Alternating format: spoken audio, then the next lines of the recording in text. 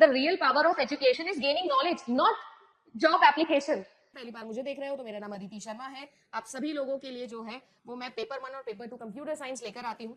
JRF अड्डा application पर premium courses चलते हैं, आप उसमें भी पार्टिसिपेट कर सकते हो और यूट्यूब पे जो क्लासेस चलते हैं आप उस पर भी फॉलो हमें कर सकते हो। कोशिश यही है कि जो भी मेरा एक्सपीरियंस रहा है डिफरेंट सेक्टर्स का क्यूमुलेट कर सकूं और why I choose to be a teacher वो मैं आप लोगों तक पहुंचा सकूं while my classes is going on. Classes के अंदर आपको पता लग जाए कि मोटिवेशन लेवल से कि why I left so many jobs and I choose to be a educator and that too on online platform, not a traditional form of teaching, right. तो उम्मीद करती हूँ कि आप सभी लोग ऐसे ही साथ में बने रहेंगे।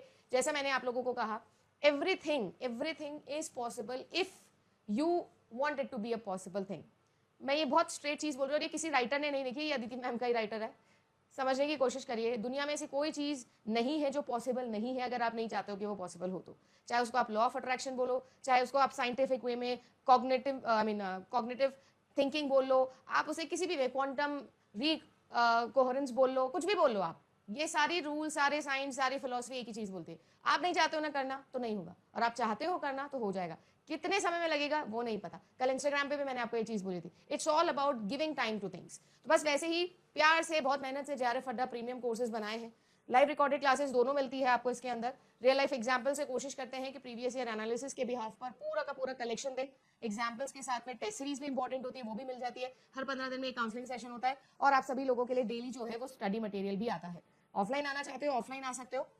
ऑफलाइन के अंदर अभी क्रैश कोर्स आने वाला है और 7th को मेरा रिसर्च का डेमो है। अगर आप आना चाहते हो, 3 दिन का डेमो फ्री होता है, तो फ्री ऑफ कॉस्ट आके भी पढ़ सकते हो। जितनी भी साइंटिफिक रिसर्चेस हो रही हैं, आई मीन टू से जितनी भी स्पेस साइंस रिसर्चेस हो रही है, क्या आपको लगता है कि स्पेस साइंस के अंदर जो भी सारी की सारा डेटा हमें आज मिलता है उसके बिहाफ पर हम काम कर लेते हैं, उसके बिहाफ पर हम थ्योरीज बना देते हैं, रिसर्च कर लेते हैं ना? सालों का मेहनत होती है ये। 10 साल, 20 साल, 50 साल, 100 साल का डेटा रखा होता है, उसे रिलेट करके, एनालाइज करके कोई चीज बोली जाती है ना? जितना भी हबल टेलीस्कोप डेटा कलेक्ट कर रहा है, अब हबल टेलीस्कोप एक ऐसा टेलीस्कोप है जिसका कैमरा बहुत स्ट्रांग है, लेंस बहुत स्ट्रांग है, तो वो बहुत क्लियर पिक्चर देता है, इंफ्रारेड स्टडी कर सकता है। और हम जानते हैं ना, देखो मैं थोड़ा सा आपको लेके जाऊंगी इस जगह, बिकॉज मैं चाहती हूँ कि आप लोगों के अंदर वो क्यूरियोसिटी आए। आप सोचो कि रिसर्च मतलब सिर्फ रिसर्च एप्टीट्यूड के 4 टॉपिक पढ़ना नहीं है, किस लेवल पर काम होता है रिसर्च में। अगर आप कभी सोचोगे ना, हमारे पास में एक स्पेक्ट्रम होता है जिसको हम ईएम वेव बोलते हैं ना, ईएम वेव का स्पेक्ट्रम, इलेक्ट्रोमैग्नेटिक वेव का स्पेक्ट्रम। किसी ने पढ़ा है क्या, समझा है क्या? है ना? तो ये जो ईएम वेव स्पेक्ट्रम होता है ना, इसी में कहीं पर एक छोटी सी रेंज होती है जो कि विजिबल लाइट की होती है। किसकी होती है? विजिबल लाइट की। इसके राइट साइड इसकी ज्यादा वाली फ्रीक्वेंसी और इसके लेफ्ट साइड कम वाली फ्रीक्वेंसी। तो हम लोग जो है वो हमारी एक्स रेज, है ना, हमारी gamma rays, alpha rays, beta rays से होते होते होते हम रेडियो वेव्स तक आते हैं, और यहां पर हमारे माइक्रोवेव्स भी होती है, और यही आप लोगों की इंफ्रारेड होती है।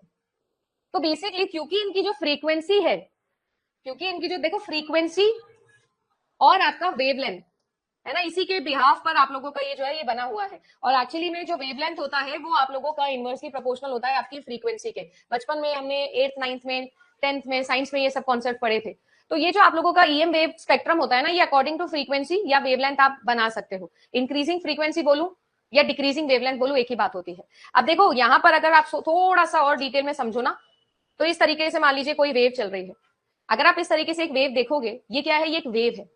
ये जो वेव है ना, इस वेव के अंदर अगर मैं बीच में कोई एक ऑब्जेक्ट लगा दूं, सोचो बीच में एक ऑब्जेक्ट लगा हुआ है, तो इस ऑब्जेक्ट को पेनिट्रेट करना इज डिफिकल्ट। बट अगर यहीं पर मैं ऐसे बोलूं और यहां बीच में एक ऑब्जेक्ट लगा है, तो देखो ये ऑब्जेक्ट्स के बीच में भी पार हो सकती है। सिग्नलिंग समझाने की कोशिश कर रही हूं from very basics without using any technical word, so that आप समझ सको, कोई अगर हिंदी से तो भी समझ सके।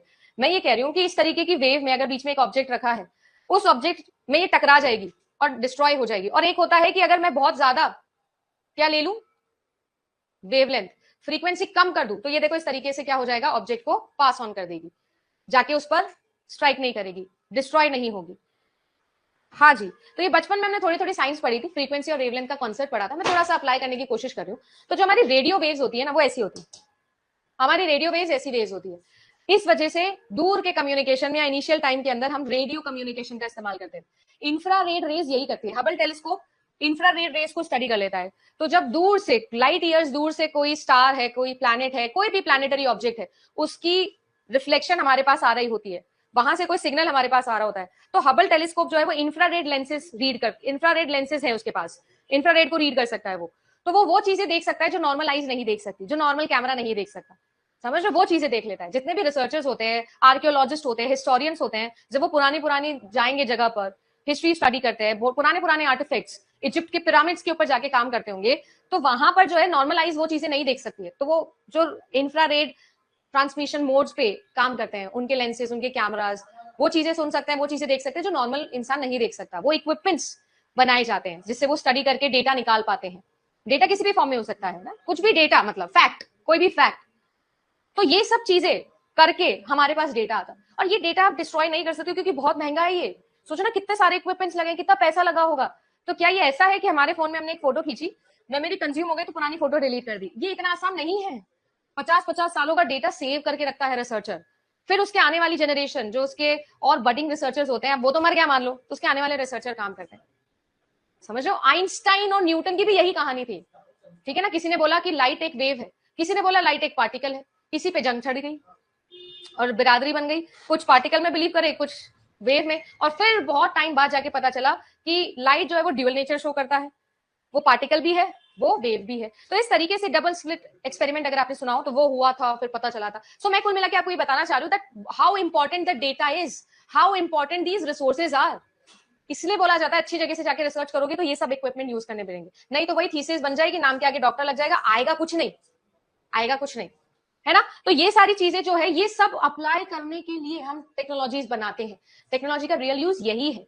सो बेसिकली NVIDIA ऐसा सुपर कंप्यूटर है, सोचो, पावर इन द पाम, इतना सा सुपर कंप्यूटर बना दिया है। आप चिप की बात कर रहे हो, इंटीग्रेटेड सर्किट की बात कर रही हूं मैं कि सीपीयू छोटा कर दिया है, सुपर कंप्यूटर हाथ में ले आया भाई ये बंदा, एक सेटअप बॉक्स के शेप में। तो this is great, this is, वो कहा जाता है ना जापान जो है वो 2050 में जी रहा है, वो लिटरली है, क्योंकि they are thinking about it. हमारे देश में क्या है, हमारा एजुकेशन सिस्टम हमको एक ही जगह दिशा दिखाता है, पहले मार्क्स लिया, फिर सरकारी नौकरी लगा लेना, फिर शादी हो जाएगी, फिर इतना दहेज आ जाएगा, उतना दहेज दे देंगे, ये हो जाएगा, वो हो जाएगा, फलाना हो जाएगा, ढिमकाना हो जाएगा। हम एक्चुअली में जो हमारे रियल यूज हो सकता है एजुकेशन का वो करने, और जो करना भी चाहते हैं उनको भी करने नहीं दिया जा रहा है कि बारे छोड़ो यार, नौकरी कहाँ लगी ये बता, कोई मतलब नहीं है। हमारे देश में जनरल नॉलेज या एजुकेशन का कोई मतलब नहीं है अगर वो यूज नहीं हो रही, जबकि हमारे देश की 90% पढ़ी लिखी जनता नौकरी नहीं कर रही है, 10% कर रही है। तो उन 10% को ही पढ़ा लिखा माना जाता है। 90% ने जिन्होंने पढ़ाई की, हमारी मम्मी है इतनी पढ़ी लिखी है, जॉब नहीं कर रही, तो उनकी पढ़ाई कोई काम की नहीं मानी जाती। ये सोच चेंज करनी चाहिए। आप और मैं नहीं सोचेंगे इस बारे में तो कुछ नहीं होने वाला। कोई टेक्नोलॉजी पढ़ लो आप, ये बेसिक सेंस है। और मैं चाहती हूँ कि मैं आपको मेरी क्लासेस के थ्रू ये दूं ताकि आप लोग भी आगे लेके जाओ, क्योंकि आप लोग भी कल को टीचर्स बनोगे। यही चीज आगे लेके जानी है। The real power of education is gaining knowledge, not job application. ठीक है, कैन एनीवेज ये चीज आपको समझा रही हूँ कि इतने बड़े लेवल पे काम हो रहा है, इंटीग्रेटेड सर्किट्स आ रहे हैं।